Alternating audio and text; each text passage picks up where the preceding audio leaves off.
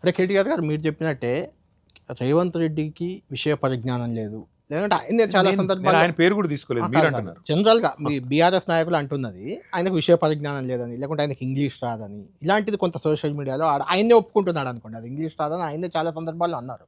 కానీ అదే సందర్భంగా మిమ్మల్ని ఒక కామెంట్ చేస్తున్నాడు ఆయన, అమెరికాలో బాత్రూమ్లు కడుక్కునే ఆయన మంత్రి అయ్యిండు, లేకుంటే ఇంకెవరో ఏదో ముఖ్యమంత్రి అయ్యారు, ఇంకెవరో మంత్రి, ఇంతకంటే మీకు తెలంగాణ ఏమి ఇవ్వాలి, ఏం చేయాలి? అమెరికాలో నేను బాత్రూమ్లు కడిగేటప్పుడు రేవంత్ రెడ్డి గారు పక్క నుంచి ఫినాయిల్ పోసేటోడు కదా. అట్లా అన్నప్పుడు ఏమనిపిస్తుంది? ఏమనిపిస్తుంది, ఎందుకు వచ్చాము ఈ దరిద్రంలోకి అనిపిస్తుంది. నేను కూడా అనొచ్చు కదా, గోడల మీద సున్నాలు వేసుకొని బతికేవాడు, నీకు జూబ్లీ హిల్స్లో ఇల్లు ఎట్లు వచ్చినాయి, నేను కూడా అనొచ్చు, చాలా అనొచ్చు. అసలు రేవంత్ రెడ్డి గారు ఏం చదువుకున్నారో ఎవరికి తెలియదు. ఇప్పుడు నేను కష్టపడి, మా నాన్నగారు 1983లో మొట్టమొదటిసారి ఎన్టీ రామారావు గారి ఆశీర్వాదంతో మొట్టమొదటిసారి ఎన్నికల్లో పోటీ చేశారు. 83లో ఓడిపోయారు, 85లో ఎమ్మెల్యే అయ్యారు.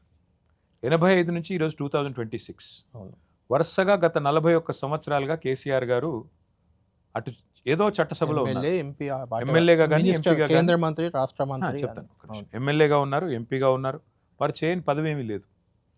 రాష్ట్రంలో శాసనసభలో మరి ఎమ్మెల్యేగా ఉన్నారు, తర్వాత మంత్రిగా పనిచేశారు, తర్వాత డిప్యూటీ స్పీకర్గా పనిచేశారు, ఆ తర్వాత కేంద్ర మంత్రిగా పనిచేశారు, 10 ఏళ్ల పాటు రాష్ట్ర ముఖ్యమంత్రిగా పనిచేశారు. అంటే 41 సంవత్సరాలుగా అప్రతిహతంగా కేసీఆర్ గారు పదవుల్లోనే ఉన్నారు. ఎక్కడ కూడా మేమేమి మరి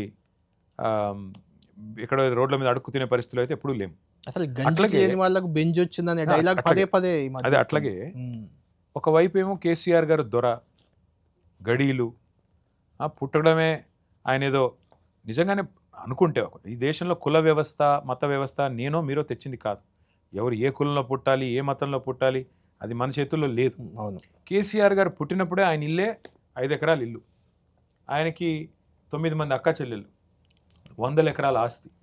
అలాంటి ఆస్తి పరువుని పట్టుకుని, అలాంటి కుటుంబాన్ని పట్టుకుని ఏదో అడుక్కు తినే వాళ్ళలాగా బాత్రూమ్లు కడుక్కునే వాళ్ళు. నేను అప్పుడప్పుడు అనిపిస్తుంది, ఏం చేస్తున్నాం ఈ దరిద్రంలో, ఎందుకున్నాము, ఎవడు పడితే వాడు అడ్డమైన మాటలు మాట్లాడుతుంటే ఎందుకు పడుతున్నాము అనిపిస్తుంది. కానీ ఒకసారి once you signed up for this, నువ్వు కూడా అదే స్థాయిలో ఆన్సర్ చెప్పాలి, తప్పదు. ఇందులోకి వచ్చి నేను చెప్పను, నేను మడిగట్టుకొని కూర్చుంటాను అంటే కుదరదు. అప్పుడు నేను కూడా అడగాల్సి వస్తుంది. గోడల మీద సున్నాలు పూసుకునే సన్నాసికి ఇవాళ 100,000 కోట్ల ఏడికెళ్ళి వచ్చినా నేను అడిగితే మరి ఆయన ఫీల్ అవుతాడు. కానీ చాలా అడగొచ్చు, అదే టోన్లో మాట్లాడాలంటే చాలా చెప్పొచ్చు. అక్షరం ముక్క రాదు పొట్టకొస్తే. ఇప్పుడు ఇంగ్లీష్ రాకపోవడం సమస్య కాదు కళ్యాణ్. చైనాలో చాలామందికి రాదు ఇంగ్లీష్, చైనాలో పెద్ద పెద్ద నాయకులకు కూడా ఇంగ్లీష్ రాదు. ఇంగ్లీష్ రాకపోవడం సమస్య కాదు. సమస్య ఏంటి అంటే నీకు తెలుగు కూడా సరిగ్గా రాదు కదా. తెలుగులో బూతులు తప్ప ఏమొచ్చు నీకు? ఇంకా ఈ సన్నాసి వచ్చి జర్మన్ భాష నేర్పించండి, జపనీస్ భాష నేర్పించండి పిల్లలకి, కొరియన్ భాష. ఒరే నాయన, నువ్వు విద్యాశాఖ మంత్రివి, విద్యాశాఖ మంత్రి అయినోడికి ఆ తెలుగు అన్న ఏడవాలి. నీకు టీచర్లకు వచ్చా ముందు జర్మను, జపనీస్, కొరియన్ ఎక్కడి నుంచి నేర్పిస్తారు వాళ్ళు? నువ్వు అది చెప్పకుండా ఏదో సొల్లు పురాణం చెప్తాను, ఆ సొల్లు పురాణం చెప్పగానే 2 బాకాలు ఉదే పత్రికలో లేకపోతే మీడియాను పట్టుకొని వాళ్ళు ఓహో ఆహా ఇంద్రుడు చంద్రుడు విజనరీ గడిది గుడ్డు, దానికా ముఖ్యమంత్రి చేయాల్సిన పని చేయి. నిజంగానే జపనీస్ నేర్పియాలనుకుంటే ముందు టీచర్లకు ట్రైనింగ్ ఇవ్వు, కొరియన్ నేర్పియాలంటే ముందు టీచర్లకు ట్రైనింగ్ ఇవ్వు. అదేది తెలవదు, నోరేసుకొని బతకడం, ఇష్టం వచ్చిన బూతులు మాట్లాడడం. ఏం చేశారు? 2.5 సంవత్సరాలు అయింది. రాష్ట్రానికి ఏం చేశారో చెప్పమనండి.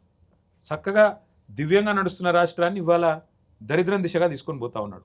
ఫస్ట్ ర్యాంక్ అండి దేశంలో ఈజీ ఆఫ్ డూయింగ్ బిజినెస్లో తెలంగాణది. ఇవాళ 13 ర్యాంక్ పడిపోయింది. Is Telangana rising or falling? Real estate బ్రహ్మాండంగా పరుగులు పెడతా ఉండింది, ఇవాళ దాన్ని మొత్తం దివాలా తీయించాడు. ఒకటి కాదు, ఏ రంగం తీసుకోండి మీరు, అంతెందుకు స్టేట్ రెవెన్యూస్ తీసుకోండి, జిఎస్టీలో డౌన్ ఉన్నాం. ఇవాళ ఒక ఎక్సైజ్ తప్ప, ఒక మందు గమనం తప్ప మిగతాదంతా మందగమనమే. వెహికల్ సేల్స్ తగ్గినాయి, జిఎస్టీ తగ్గింది, స్టాంప్స్ డ్యూటీ తగ్గింది, స్టాంప్స్ అండ్ రిజిస్ట్రేషన్స్ రెవెన్యూ తగ్గింది, మైనింగ్ రెవెన్యూ తగ్గింది. ఎందులో ఉన్నావు నువ్వు రైజింగు? ఒక స్కాముల్లో రైజింగ్, లూటీలో రైజింగ్, కరప్షన్లో అద్భుతమైన ర్యాంకులు తప్ప ఎందులో రైజింగ్లో ఉన్న తెలంగాణ ఈరోజు? మరి అలాంటప్పుడు మేము పరుషంగా మాట్లాడితే, గట్టిగా మాట్లాడితే ఆయన మళ్ళీ బూతుల పురాణం చదువుతాడు. మేము కూడా అప్పుడప్పుడు తప్పనిసరి పరిస్థితులు మేము కూడా మాట్లాడతాం. అంటే బీఆర్ఎస్ పార్టీ 10 ఏళ్ళది కూడా అవినీతిని ఎక్కువ ఎస్టాబ్లిష్ చేసి ఫోకస్ చేసి ఆ ప్రచారంతోనే బీఆర్ఎస్ ఓడిపోయింది, మళ్ళీ రాదు వాళ్ళు అనే రకంగా ప్రొజెక్షన్ జరుగుతుంది. అసలు అవినీతి జరగలేదా 10 ఏళ్ళ? 2.5 సంవత్సరాలు అయింది. ఇప్పుడు మేము అధికారం కోల్పోయిన 2.5 సంవత్సరాల తర్వాత కూడా అర్బకుల్లాగా ఇంకా అర్థనాదాలు చేస్తున్నారు, హాహాకారాలు చేస్తున్నారు, ఇంకా కూడా అదే ఆరోపణలు చేస్తున్నారు తప్ప ఒక్కటి రుజువు చేయమనండి. దాన్ని అవినీతి జరిగింది నిజమే అయితే అధికారంలో ఉన్న వాళ్ళు చేయాల్సింది ఏంటి? రుజువు చేయాలి కదా. కాళేశ్వరం కూలేశ్వరం అన్నారు. దివ్యంగా ఉంది కాళేశ్వరం. ఏమైంది? 2 పిల్లర్లు కుంగినాయి. ఏమైంది కాళేశ్వరానికి? ఇవాళ రైతులు అడుగుతున్నారు, ఏమయ్యా 31 నెలలు అయింది కదా, ఆ 2 పిల్లర్లను సర్దడానికి మేస్త్రీలు లేరా, సుతారాలు లేరా, లేకపోతే సిమెంట్ లేదా, ఏం లేదయా నీకు, బుద్ధి లేదా అని అడుగుతున్నారు. ఏం చెప్తారు? నిజమే, అవినీతి నిజమే అని మీరు అనుకుంటే రుజువు చేయమనండి. టెలిఫోన్ ట్యాపింగు, సినిమా యాక్టర్ల ఫోన్లు ట్యాప్ చేసేమన్నారు. నేను అడిగాను, ఇక్కడే మీ ఆఫీస్ ఎదురుగానే వాళ్ళ జూబ్లీ హిల్స్ పోలీస్ స్టేషన్ పిలిస్తే పోయాను. ఏ యాక్టర్ల నెంబర్లు ట్యాప్ చేసామయ్యా, మేము ఇవ్వండి అని అడిగాను. ఎవరిది కాలేదు అన్నారు. మరి ఎందుకు రాస్తున్నారు చెత్త రాతలు? మీడియా వాళ్ళు రాస్తున్నారు కదా, చెప్పరా మీరు అంటే, మేము చెప్పాం కదండి అంటారు. ఎవరికి చెప్పావని అడిగాను. అంటే ఈ దేశంలో దరిద్రం ఏంటంటే, ఫలానా వాడు దొంగ అంటేనేమో ఒకటే సెకండ్లో నమ్ముతారు. కాదు వాడు మంచివాడు అంటే ఎవరు నమ్మరు. సినిమా యాక్టర్ల ఫోన్లు ట్యాపింగ్ అయినాయి అంటే అందరూ అవునా, ఈ హీరోయిన్ ఆ హీరోయిన్ ఎవర్రా నాయన చూపెట్టండి అంటే అధికారులను అడిగాను. నేను పోలీసు వాళ్ళని అడిగాను. నా ముందు కూర్చున్నారు 5గురు. ఎవరిది ట్యాప్ అయ్యామో చెప్పండి బాబు అన్న. ఎవరిది కాలేదు అంటారు. ఏం చేయాలి నేను?